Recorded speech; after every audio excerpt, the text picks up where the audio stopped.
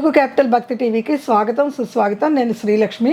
ఈరోజు మనతో సంస్కృత పండితురాలు, గోల్డ్ మెడలిస్ట్, కవయిత్రి, రచయిత్రి, ప్రముఖ ఆధ్యాత్మికవేత్త, జ్యోతిష నిపుణులు డాక్టర్ శ్రీమతి కుప్ప విజయశ్రీ గారు మనతో ఉన్నారు. విజయశ్రీ గారు నమస్కారం అండి. నమస్కారం శ్రీలక్ష్మి గారు. మనం మూక కవి రచించిన మూక పంచశతి గురించి శ్లోకాలు వివరిస్తూ ఉన్నారు. మాకు తెలుగులో అద్భుతంగా చాలా సులువుగా అర్థమయ్యేట్టుగా వివరిస్తున్నారు. దానివల్ల మేము మా ప్రేక్షకులు, మన ప్రేక్షకులు అందరూ చాలా సంతోషంగా మూక పంచశతి అంటే ఏమిటో తెలియదని కొందరున్నారు. కొందరు విన్నా కూడా అమ్మో ఇది మనకు అర్థం కాదు ఈ శ్లోకాలు అనేవాళ్ళు కొందరున్నారు. అందరికీ కూడా చాలా సులువైన భాషలో మీరు అమృతం తాగినట్టుగా, అరటిపండు ఒలిచి చేతిలో పెట్టినట్టుగా చాలా సులువుగా మాకు అర్థమయ్యేట్టు వివరిస్తున్నారు. చాలా చాలా సంతోషం అండి. చాలా సంతోషం, చాలా సంతోషం అండి. ఈరోజు ఏ శ్లోకాన్ని వివరిస్తారండి? ఇవాళండి మనము 18వ శ్లోకం చెప్పుకోవాలి. మనం 18వ శ్లోకం. శ్రీమాత్రే నమః. శ్రీలక్ష్మి గారు మీరు అన్నట్టు అసలుకి మన వాక్కు మన శ్రోతలకి అంది వాళ్ళందరూ కూడా మూక పంచశతిని ఇంతగా అర్థం చేసుకొని ఆదరిస్తున్నారంటే దీంట్లో నాకు మొన్న ఒక విషయం తెలిసిందండి. మూక పంచశతి ఎవరైనా చెప్పినా విన్నా వారికి అంటే వారికి తెలియకుండానే ఒక అమృతతత్వపు స్వభావం ఏర్పడుతుందట. అది అంటే మన ప్రవచనకర్తలు చెప్పిన దాంట్లో కూడా విన్నా నేను. అంటే దీంట్లో ఉన్నదంతా కూడా మన అమ్మ కామాక్షి గారి అమృత వాక్కులే కనుక. అవునండి. ఈ కామాక్షిదేవి యొక్క అమృత వాక్కులన్నీ కూడా మన మూక కవి ఈ శ్లోకాల్లో పెట్టారు. అవి ఎవరైతే చదువుతారో, ఎవరైతే చదివి వినిపిస్తే వింటారో వారందరికీ కూడా అమృత వాక్కు సిద్ధిస్తుందని అన్నారు. కానీ మనం అంత పెద్ద మాట అనుకోలేం. కానీ అమృత తత్వం అంటే ఏంటంటే అమృతాన్ని గ్రోలుతున్నటువంటి ఒక అనుభూతి మాత్రం కలుగుతుందట. అది మీరన్నట్టుగా మన శ్రోతలు మనకి ఎలా చెప్తున్నారు. మన ఇద్దరం సరే ఆ కామాక్షి దేవిలో అలా మునిగి తేలుతున్నాము. అందుకని ఈ మూక కవి రాసినటువంటి ఆ మూక పంచశతిలో ప్రత్యేకత ఇది అని చెప్పుకున్నారు అనమాట. అంటే దీంట్లో చాలా చోట్ల ప్రముఖులందరూ ఈ విషయం చెప్పారు. అది చెప్పడం ద్వారా ఒక అమృతతత్వం ఏర్పడుతుందని. అమ్మవారి కరుణ రూపంలో తిరుగుతుంది మూక పంచశతి. ఎక్కడ శ్లోకాలు వినపడినా అమ్మ కంచి కామాక్షిదేవి గురించి చెప్పకుండా కరుణ రూపంలోనే తిరుగుతున్నప్పుడు మన మనసు కూడా కరుణ అయిపోద్ది. అంతే కదా. కరుణ ఉంటే అమృతమే కదా. అంతే కదా. దేశం లేకపోతే ఏముందండి? అంతా అమృతము, అంతా రూపమే కదా. ప్రేమకు మరో రూపం అమృతమే. నిజమండి. మీరు చెప్పిన దాంట్లో 100%, 100% యథార్థం ఉంది. అంతే. ఆమె కరుణ రూపంలో అంటే మన మనసు కూడా కరుణ రూపంలో ఉంటుంది. ఇతరుల పట్ల కఠినంగా ఉండలేము, చేయలేము, కరుణతోనే ఉంటాం కదా. ఇంకా అంతా అమృతమేగా. అంతా అమృతమే, ప్రేమామృతం.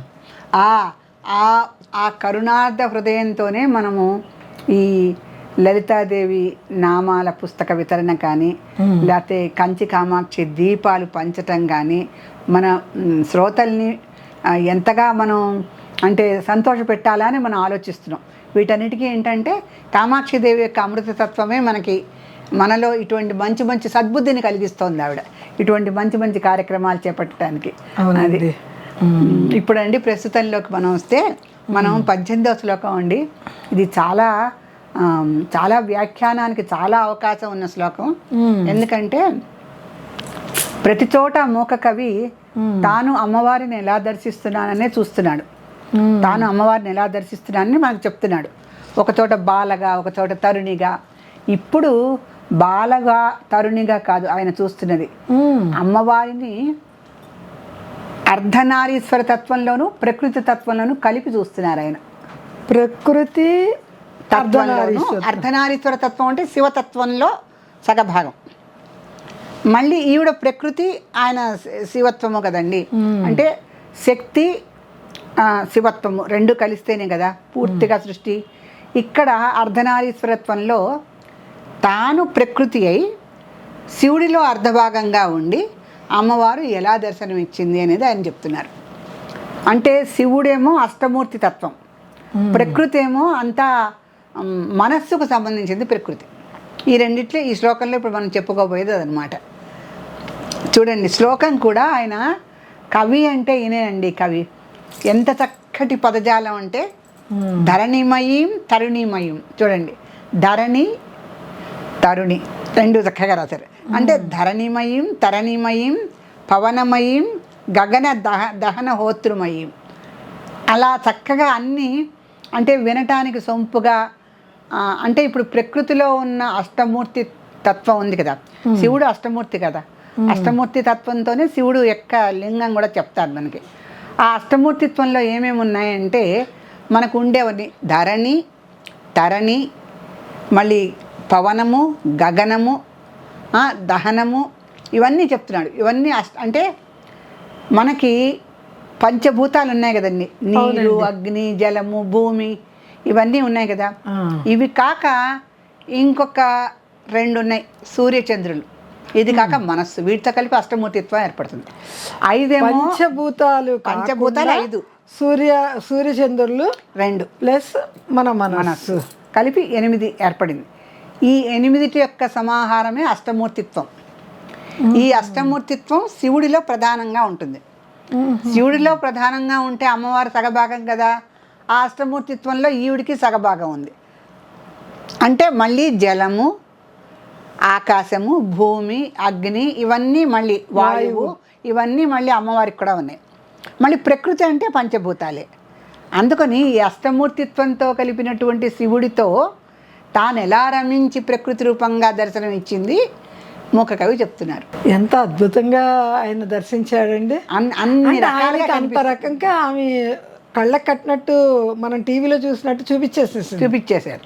చూడండి ఇప్పుడు అందుకే ధరణి భూమి, ధరణిమయం, తరణిమయం చెట్లు, మళ్ళీ పవనమయం గాలి, గగనం ఆకాశం, దహన హోతృమయం అగ్ని, ఇవన్నీ అయ్యాక అంబుమయం నీరు, అంబు అంటే నీరు, ఇందుమయం చంద్రుడు,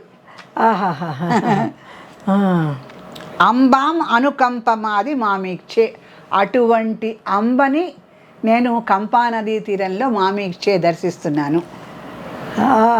ఎన్ని రకాలుగా చెప్పాడు అండి. కంపా నదీ తీరాన అష్టమూర్తిత్వంతో ప్రకృతితో మమేకమై తిరుగుతున్నటువంటి కామాక్షిదేవిని ఆయన దర్శించాట. అది అందుకని ఇక్కడ మనకి ఎన్ని రకాలుగా చూద్దామంటే ధరణి చెప్పాడు భూమి, అంటే భూమిని చూస్తే కామాక్షిదేవే కనిపిస్తోంది. అలాగే తరణి అంటే 2 రకాల అర్థాలు ఉన్నాయండి. తరణి అంటే ఈ అంటే తరువులు అంటే చెట్లు, తరణిమయం అంటే అగ్ని కూడా ఉంది, సూర్యుడు కూడా అర్థం వస్తుంది. తరణిమయం ధరణిమయం అంటే భూమి సూర్యుడు వీళ్ళిద్దరికే కదా అవినాభావం. మొట్టమొదటి సూర్యకిరణం భూమి మీదే పడుతుంది కానీ ఇంకెక్కడా పడదుగా. అందుకని సూర్యుడికి భూమికి అవినాభావ సంబంధం. మొట్టమొదటి సూర్యరేఖ భూమి మీదే పడుతుంది, ఆకాశం మీదే పడదు. మళ్ళీ అది ఎంత ఎత్తున సూర్యుడున్నా మొట్టమొదటి సూర్యకిరణం భూమి మీదే పడుతుంది. తరణిమయం ధరణిమయం, సూర్యుడిని ఈ యొక్క భూమిని ముందు చెప్పాడు. పవనమయం తర్వాత వాయువుని చెప్పాడు. తర్వాత గగన దహన హోతృమయం అంటే ఆకాశము అగ్నిమూర్తి యజమానమూర్తి. అంటే ఇవన్నీ ఇంకొంచెం వివరంగా చెప్పుకోవాల్సిన విషయాలు అనుకోండి. అంటే ఇప్పుడు మనస్సు బుద్ధి యజమాని 3 చెప్తారు. చెప్పేసరికి అష్టమూర్తిత్వంలో సంఖ్య పెరుగుతుంది, మనకి దశమూర్తిత్వం వస్తుంది, అప్పుడు 10 వచ్చేస్తాయి. అందుకని యజమానుడు అయినా అగ్ని అయినా మనస్సు అయినా బుద్ధి అయినా ఇవన్నీ ఒక్కొక్క తత్వంలో ఒక్కొక్క రకంగా చెప్తారనమాట. ఇక్కడ ఏం చెప్తున్నా అంటే గగన దహన హోతృమయం అంటే ఆకాశమూర్తి అయిన అగ్నిమూర్తి అంటే ఆయన సూర్యుడే మళ్ళీ. అంతే కదా, అవును. మరి గగనాన్ని దహించేది సూర్యుడే మళ్ళీ, చేస్తూ ఉంటాడు. ఆకాశం పొగలు చిమ్ముతూ ఉంటుంది మనకి రోహిణీ కార్తె ఎండల్లో. అందుకని గగన దహన హోతృమయం అంబుమయం.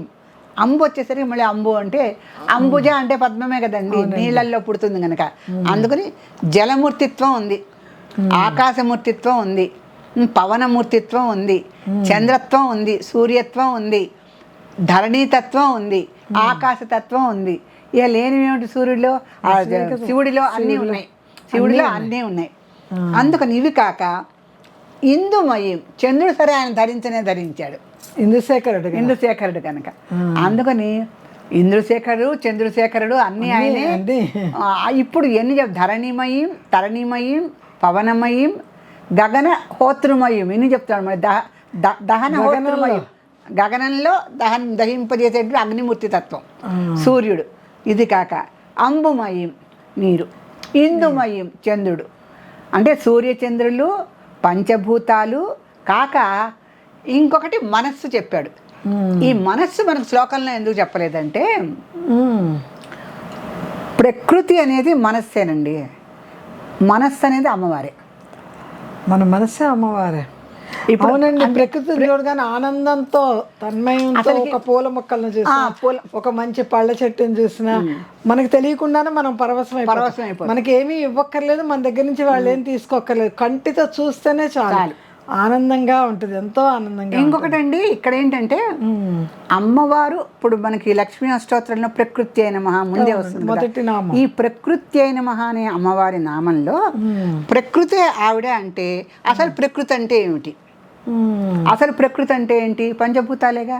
అంతేగా. పంచభూతాలు లేనిదే మనకి చూడలేము, వినలేము, తినలేము, మంచి సువాసనని ఆఘ్రాణించలేము. ముఖ్యంగా మన త్వక్ ఈ శరీరంతో స్పందించలేము. ఇప్పుడు చూడండి, మనస్సు ఉంది, ఈ మనస్సు స్పందిస్తేనే కదా శరీరం మీద పులకాంకురాలు ఏర్పడేది. ఈ మనస్సు స్పందిస్తేనే కదా కళ్ళల్లో ఆర్ద్రత కానీ కన్నీరు కానీ వచ్చేది.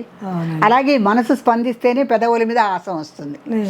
ఏదైనా కూడా మన పంచేంద్రియాలు ఉన్నాయి కదా, ఈ పంచేంద్రియాల్లో ఒక భావాన్ని మనం ప్రతిబింబించాలంటే దానికి మనస్సు కావాలి. ఈ మనస్సు స్పందిస్తేనే పంచేంద్రియాలన్నీ కూడా ప్రతిస్పందిస్తాయి. మనసు లేకపోతే ఇంకేముంటుంది?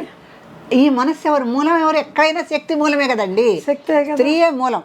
పురుషుడికి అష్టమూర్తిత్వం ఉన్నా స్త్రీ యొక్క మనస్సులేందో ఈ అష్టమూర్తిత్వాన్ని ఏం చేసుకుంటారైనా? అందుకనే కదా సౌందర్యలహరిలో శివశక్తి ఆయుక్తో యది భవతి శక్తౌ ప్రభావితం అంతే కదండి. ప్రభావం అంతా ఆమెతోనే ఉంది. అందుకని చలనమే అంటే ఈయనకి మనకు శివుడి అష్టమూర్తిత్వంలో ఈ ప్రకృతి అంతా ఆయనకి ఇచ్చినప్పటికీ కూడా నీరు కదలాలంటే మనస్సే, అగ్ని దహించాలంటే మనస్సే.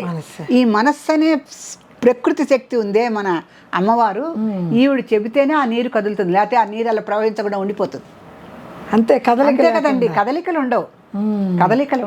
మరి నీరు గడ్డగడ్డిపోతే హిమాలయ పర్వతం అయిపోతుంది, అది అంతే అయిపోతుంది. అది ఏం ప్రవాహం ఏమి ఉండదు. అలాగే పవనం కూడా అంతే, వీచకుండా అలాగే ఆగిపోతుంది.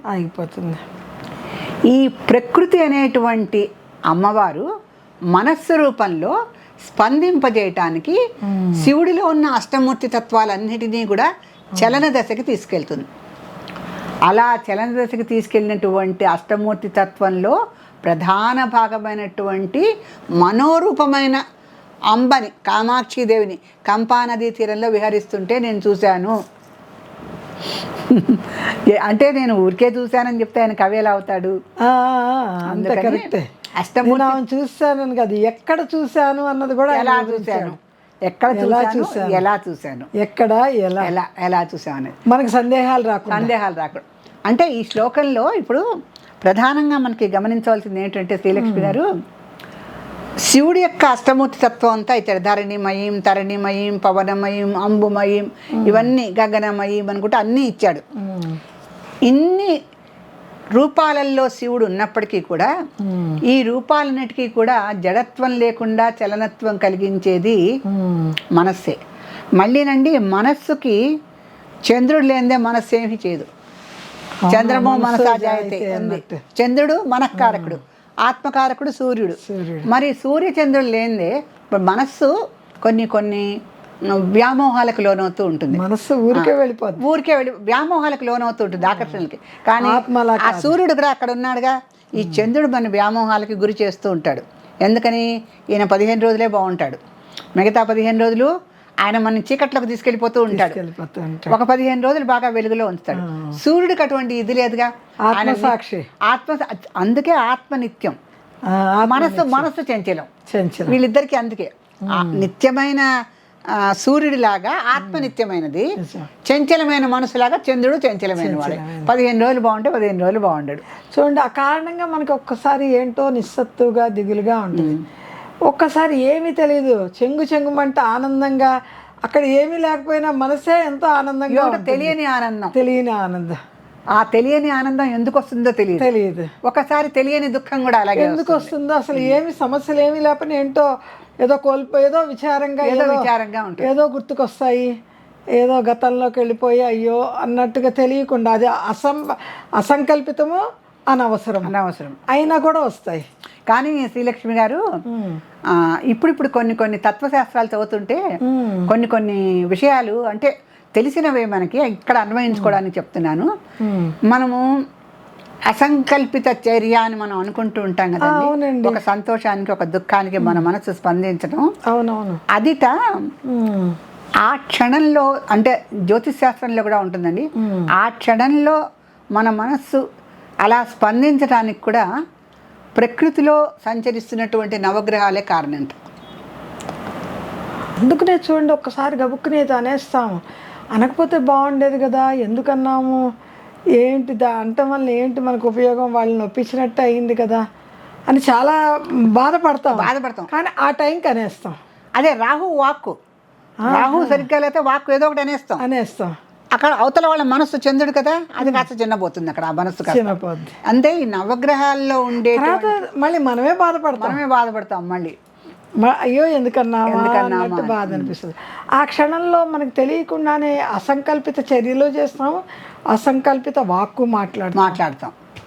ఇవన్నిటికీ ఏంటంటే గ్రహకారకత్వం బాగా ఉంటుందని చెప్తారు జ్యోతిష్ శాస్త్రంలో. గ్రహకారకత్వం బాగా ఇటువంటి అంటే మనకు తెలియకుండానే ఆ సమయానికి చూడండి, శని ఎత్తున కూర్చుంది నీకు, మరి ఏం చేస్తావు అనేవాడు మన పూర్వకాలం వాడు. అంతే కరెక్ట్. అలాగే శనే కాదు, ఏ గ్రహం అన్నా నెత్తిన కూర్చుంటే దానికి తగ్గ పనులు మనం చేసేస్తాం, మనకు తెలియదు. ఆ గ్రహాలు మన చుట్టూ ఇలా తిరుగుతూనే ఉంటాయి, ఇప్పుడు ప్రకృతిలో కలిసి తిరుగుతూనే ఉంటాయి కదా అవి కూడాను. అందుకని మనకి మీరన్నట్టుగా ఒకసారి సంతోషం ఎందుకు వస్తుంది అంటే అప్పుడు చంద్రుడు చక్కగా ఉచ్చెలో ఉన్నాడేమో, మనకి మంచి సంతోషంగా ఉన్నాం. అలాగే దుఃఖంగా ఉన్నాం అంటే ఈ క్రూర గ్రహాలు ఉన్నాయి మనకి, కుజుడు, రాహువు, కేతువు, శని, పని కట్టుకొని మనసు పూల పడుస్తూ ఉంటారు వాళ్ళు. పని కట్టుకొని అవన్నీ జ్ఞప్తికి వస్తాయి, ఎప్పుడో జరిగినవి గుర్తొచ్చి బాధపడుతూ ఉంటాం. అలా గ్రహ సంఖ్య అప్పుడు వాళ్ళు ఇట్లా అన్నారు, ఎందుకన్నారు మన తప్పు లేదు కదా, ఎందుకన్నా మనం అన్నది కాకపోయినా వాళ్ళన్నైనా గుర్తుకొస్తాయి. అందుకని మనస్సు ఎంత ప్రధానమైందో ఆ ప్రధాన కారకత్వాన్ని స్త్రీకే ఇచ్చారు ఇక్కడ. అంటే కామాక్షిదేవే గొప్ప ఇక్కడ. మరి ఏకాంబరేశ్వరుడి కన్నా కూడా కామాక్షిదేవే గొప్ప అని చెప్తున్నాడు ఈ శ్లోకంలో మన మూక కవి. ఎందుకని ఆయనకు అష్టమూర్తిత్వం ఉన్నా ఒక్క మనసుతో ఇప్పుడు అన్ని ఎగరగొట్టేస్తోంది. చూసారా ఎంత అద్భుతమైన శ్లోకమో చూడండి. అందుకని ఈ మనస్సు అంటే ప్రకృతి అంటే అమ్మవారే, ఆ అమ్మవారు అంటే మన కామాక్షిదేవే. ఈ కామాక్షిదేవి అష్టమూర్తిత్వం ఉన్న శివుడిలో ఆ అన్నిటినీ కూడా చలనదశకి తీసుకొచ్చి తాను కూడా భాగమై దాంట్లో ఆ మనస్సుతో ప్రేరేపిస్తూ ఆ కంపా నదీ తీరాన తిరుగుతున్నటువంటి అటువంటి మీనాక్షిదేవిని నేను సందర్శించాను అని చెప్తాను. అంటే ఆయనకు అలా ఎంత చక్కగా ప్రత్యక్షమైందో, ఎన్ని రకాల కోణాల్లో ఆయన దర్శించగలిగాడో చూడండి. అది ఆయన జన్మధన్యం, వింటున్న మన జన్మధన్యం. శ్రీమాత్రే నమః. విజయశ్రీ గారు, ఈరోజు మన సదాశివ కుటుంబంలో అమ్మవారి పుస్తక రూపంలో ఎవరింటికి వెళ్తుందో చూద్దాం. డ్రాలో తీయండి.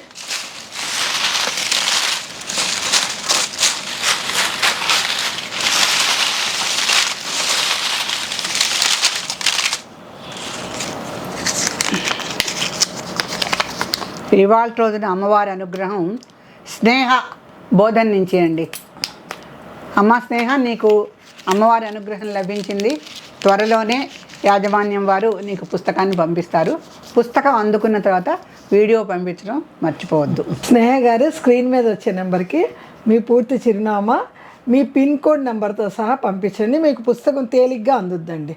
పిన్ కోడ్ నెంబర్ పంపించకపోతే కొంచెం పుస్తకం రావడానికి ఆలస్యం అవుద్దో, రావచ్చు. అందుకనే మీరు తగు జాగ్రత్తలతో మీ అడ్రస్ చాలా వివరంగా పంపించండి. శ్రీమాత్రే నమః.